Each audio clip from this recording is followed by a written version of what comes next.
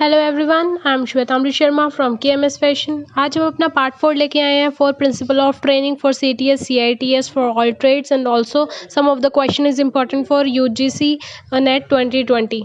सो आज के 15 questions, let's start. आज का फर्स्ट क्वेश्चन जो है वो है हमारा question number 46। Common defects in instructions are. अनुदेशक के सामान्य दोष क्या है? कि तो क्या अगर हमें कोई भी इंस्ट्रक्शंस देने होते हैं, इंस्ट्रक्टर होता है वो इंस्ट्रक्शंस देता है, तो उसमें कॉमन डिफेक्ट्स क्या आ जाते हैं? फर्स्ट है हमारा लैक ऑफ मेंटल अलर्टनेस, मानसिक सतर्कता की कमी हो, lack of proper human relationship, उचित मानवीय संबोधों की कमी, लैक ऑफ एम्बिशन, महत्वाकांक्षा की कमी, या lack of enthusiasm in instructions, परिशिक्षक को उत्साह की कमी। Which of this are correct? इनमें से कौन सा कथन सही है? तो सबसे पहले तो आप देखिए हर जगह पे क्या दे रखा है? लैक। लैक मतलब कमी होना, है ना?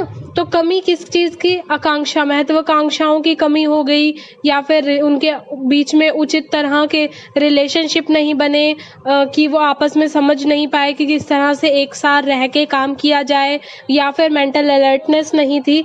तो इस सब में क्या है? ये सारे के सारे ही हमारे क्या है? डिफेक्ट्स है। तो इसलिए यहाँ पर हमारा कौन सा ऑप्शन आएगा? Option number 4। First, second, third and fourth are correct option. अगला question number 47। In learning psychology, skill is related to hand in the same way attitude is related to.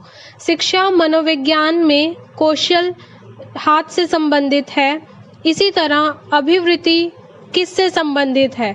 जो हमारी लर्निंग साइकोलॉजी है, ठीक है, उसके अंदर क्या होता है? स्किल। मतलब अब आप लोग हैं सारे के सारे, जब हम कहते हैं ना कि ये एक हमारा स्किल डेवलपमेंट का है, ये जो वोकेशनल कोर्स है, तो ये हम स्किल डेवलपमेंट मतलब हमारे हाथ की जो काम होता है, हाथ के काम को हम स्किल बोलते हैं।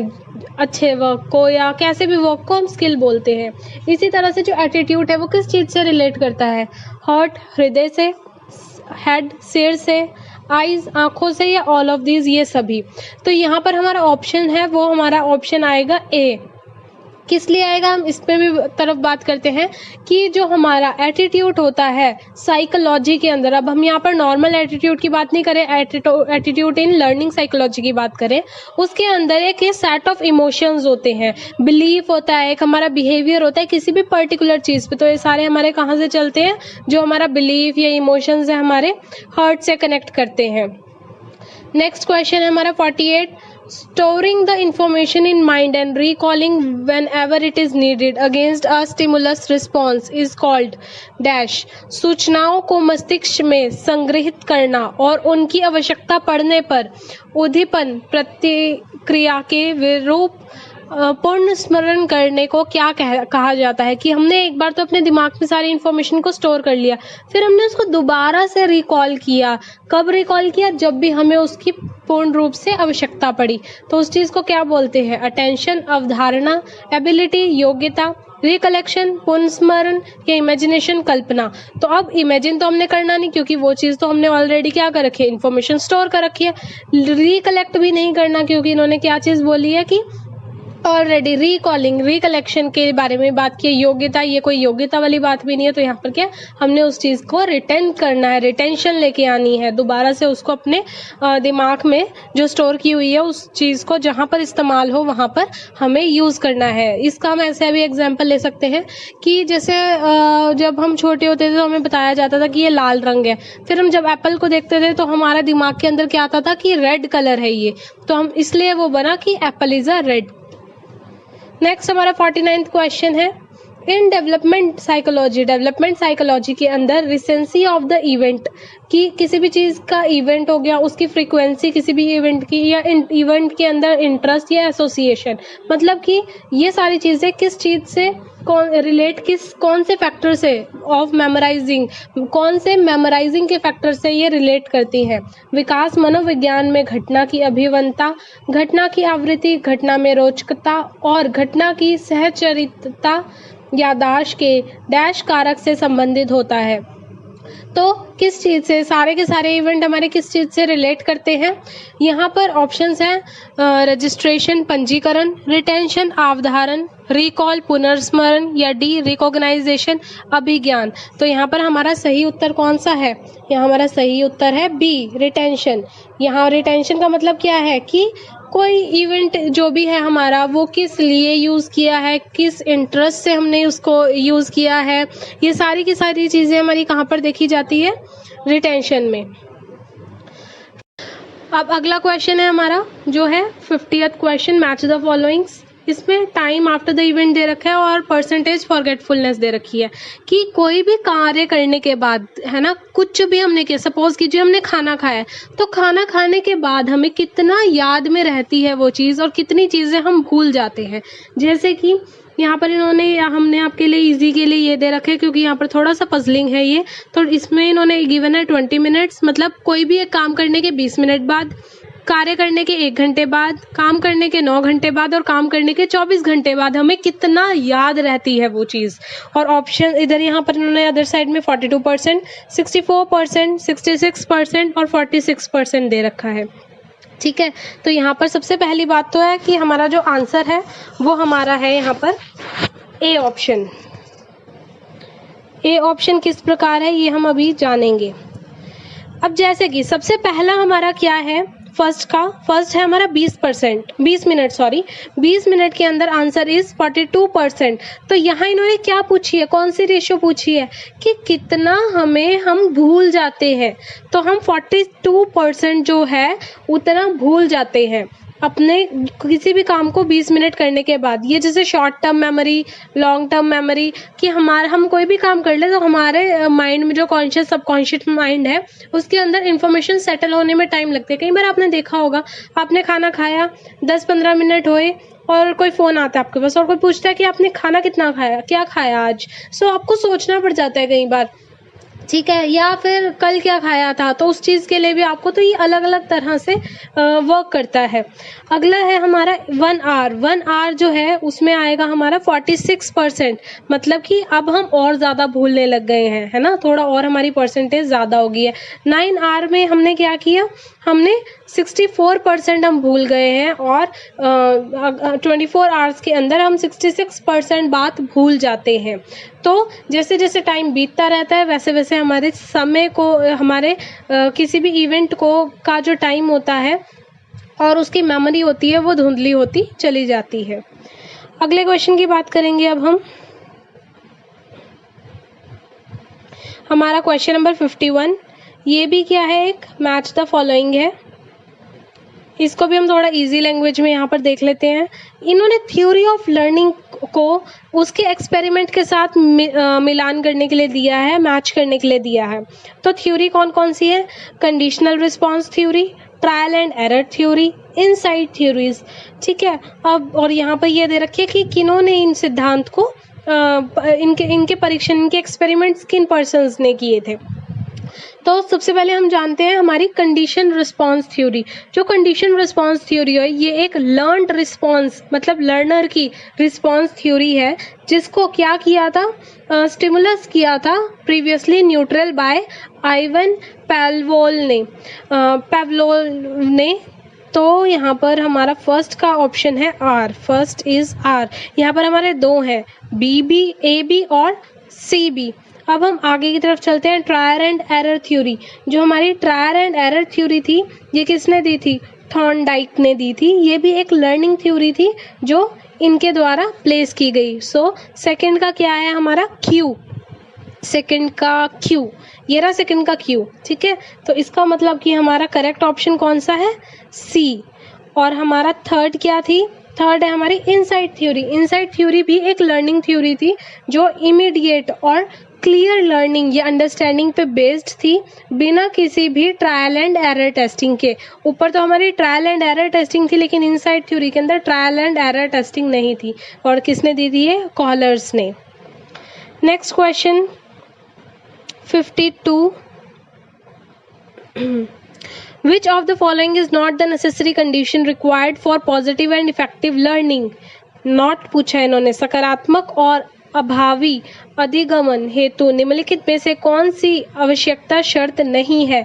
ठीक है, तो इन्होंने क्या चीज पूछी है कि क्या मतलब कोई भी नेसेसरी कंडीशन नहीं है किस चीज के लिए, पॉजिटिव और इफेक्टिव लर्निंग के लिए। रिस्पॉन्स अनुक्रिय, तो अगर कोई भी लर्निंग हो तो उसमें हमें रिस्पॉन्स बहुत ज्यादा इंपॉर्टेंट होता है। ठीक है, क्योंकि रिस्पॉन्स आपका क्या होता है, फीडबैक, रिस्पॉन्स, एक्शन, ये सब बहुत इंपॉर्टेंट होती है, तो ए नहीं हो सकता। रिटेंशन, चीज को याद करना, क्या हमें जरूरत है लर्निंग के अंदर किसी भी पुरानी चीज को लर्न करने की जिस टाइम पे हम लर्न कर रहे हैं, ऐसा नहीं है। कंफर्मेशन, ऑब्वियसली हमारी पॉजिटिव और इफेक्टिव लर्निंग क्या होगी, कंफर्म होनी चाहिए। स्टिमुलेशन, उत्तेजन, वो एक एक्शन, एक क्रिया, एक डायनामिक प्रोसेस है हमारा, तो स्टिमुलेशन भी हमारा करेक्ट है। सबको क्या नहीं है, retention. 53rd question, which of the following is not a need of McClelland theory. निम्नलिखित में से कौन सा मैकक्लेनेंट के सिद्धांत की आवश्यकता नहीं है। ठीक है, तो हम क्या जानेंगे कि इसमें सबसे पहले कि ये कौन सी थ्योरी होती है। ये ह्यूमन की मोटिवेशन थ्योरी है, जिन्होंने क्या कहा था कि हर पर्सन का क्या होना चाहिए, 3 मेन ड्राइविंग मोटिवेटर्स होने चाहिए। मतलब हर एक इंसान के अंदर 3 चीजों को पाने की एक मोटिवेशन, एक नीड होनी चाहिए। 3 चीजें क्या थी, need for achievement, need for affiliation and need for power. So ये हमारी कौन सी है, ये पहली 3 है। यहाँ इन्होंने पूछा क्या, नॉट अ नीड, तो नॉट अ नीड कौन सी रह गई, नीड फॉर स्टीम। क्या क्या चाहिए हमें, ये एक मोटिवेशन थ्योरी थी और इसमें नीड फॉर अचीवमेंट, एफिलेशन और पावर की नीड है। अगले क्वेश्चन की हम बात करते हैं 54, वाइल एनालाइजिंग द सिलेबस। जब हम सिलेबस को देखते हैं तो स्केचिंग और ड्राइंग किस चीज से रिलेट करता है। पाठ्यक्रम का विश्लेषण करते समय रेखाचित्र और चित्रांकन से संबंधित होता है। क्या होता है, जब भी हम किसी भी चीज का, कोई भी आपका सिलेबस होता है, उसको हम एनालाइज करते हैं, स्केचिंग करते हैं या ड्राइंग, कोई भी उससे रिलेटेड काम करते हैं, तो किस चीज से ये सब चीजें रिलेट करती है, डूइंग कार्य से, नोइंग ज्ञान से, बीइंग अस्तित्व से, ओरिएंटेशन अभिविन्यास से। तो ये सब हमारी किससे करते हैं, नोइंग। क्योंकि देखिए जब हम एनालाइज करते हैं सिलेबस को, तो हम सिलेबस को बना नहीं रहे, हम सिर्फ उसको देख रहे हैं कि एनालाइज कर रहे हैं, उसको किसी और चीज के साथ मिला के देख रहे हैं। तो वो कब कर सकते हैं, जब हमको उस चीज की समझ होगी, उस चीज का ज्ञान होगा। There are dash kind of related information used in learning process.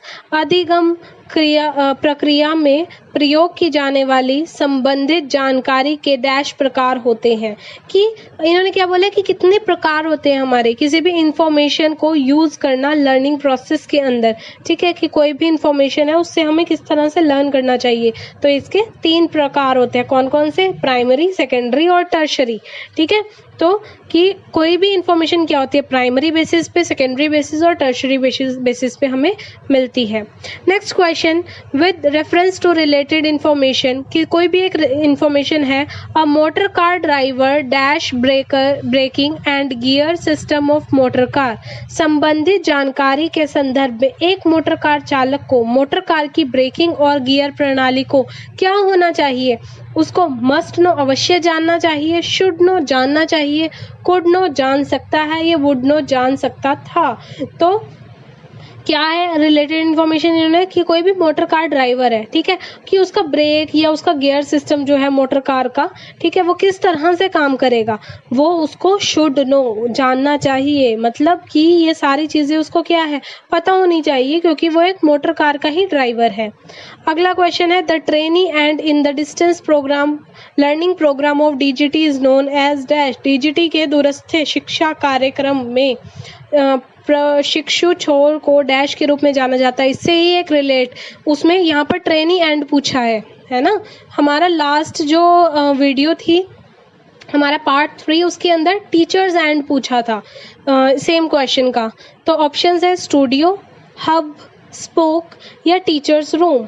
ठीक है, तो यहाँ पर हमारा क्या आंसर आएगा, यहाँ पर हमारा आंसर आएगा सबसे पहली बात तो स्पोक। स्पोक क्यों आएगा, क्योंकि जो हमारा स्पोक है वो क्या है, ये स्टूडेंट्स एंड है विद रिमोट सेंटर। ठीक है, तो यहाँ पर भी इन्होंने क्या पूछा है, ट्रेनी एंड क्या हुआ हमारा, स्टूडेंट एंड। ठीक है, एक ही बात हुई ना। नेक्स्ट क्वेश्चन की तरफ हम चलते हैं। ये भी इससे भी रिलेटेड क्वेश्चन ऑलरेडी हम अपनी पिछली वीडियो में कर चुके हैं। Students are logging in to their online learning sites at a specific time in the. छात्र डैश में एक विशिष्ट समय पर अपनी ऑनलाइन शिक्षा साइट पर लॉग इन करता है कि स्टूडेंट किस टाइम पे लॉग इन करता है अपनी ऑनलाइन साइट पे। जब वो ऑप्शंस है हाइब्रिड डिस्टेंस लर्निंग प्रोग्राम, संकर दूरस्थ शिक्षा कार्यक्रम, synchronise type distance learning programme, अतुल्यकालिक प्रकार का शिक्षा कार्यक्रम, open schedule online distance learning programme, या फिर fix time online learning programme. तो क्या चीज़ होती है, सबसे बेसिक सी चीज़ है कि जब भी हम ऑनलाइन लर्निंग की बात कर रहे हैं ना, कि ऑनलाइन कोई भी आपको पढ़ा रहा है, तो उसका क्या चीज़ होएगी हमारी, हमेशा की बात है कि एक पर्टिकुलर फिक्स टाइम रहेगा डिस्टेंस लर्निंग प्रोग्राम का। ठीक है, क्योंकि इन्होंने क्या कहा है कि स्टूडेंट्स लॉग इन करते हैं उनके ऑनलाइन लर्निंग साइट्स में। तो लॉग इन कब करेंगे, जब ऑलरेडी वहाँ पर क्लास चल रही होगी। आज का सेकेंड लास्ट क्वेश्चन कुछ इस तरह से है, question number 59, which one of the following is an audio aid. पिछली बार हमारी वीडियो में क्या था, वीडियो एड पूछा था उन्होंने। निम्नलिखित में से कौन सा श्रव्य सहायक सामग्री है, overhead projector, radio, chalk board या कैमरा। तो हमें पता है क्या होगा यहाँ पर आंसर हमारा, रेडियो, क्योंकि रेडियो ही हमारा ऑडियो रहता है। और लास्ट क्वेश्चन है वो है which of the following is a graphic aid. निम्नलिखित में से कौन सी आलेखकीय सहायक सामग्री है, chart, poster, both chart and poster, none of these. तो हमें पता है कि जो चार्ट और पोस्टर है वो क्या है, हमारी एक तरह की ग्राफिक एड होती है ये। ठीक है, तो ये थे हमारे आज के 15 क्वेश्चंस। सो ये थे आज के 15 क्वेश्चन। होपफुली आपको अच्छे से समझ में आए होंगे। हमारे टेलीग्राम ग्रुप को ज्वाइन कीजिए, लाइक कीजिए, शेयर कीजिए, कमेंट सब्सक्राइब कीजिए KMS फैशन को। Till then good bye.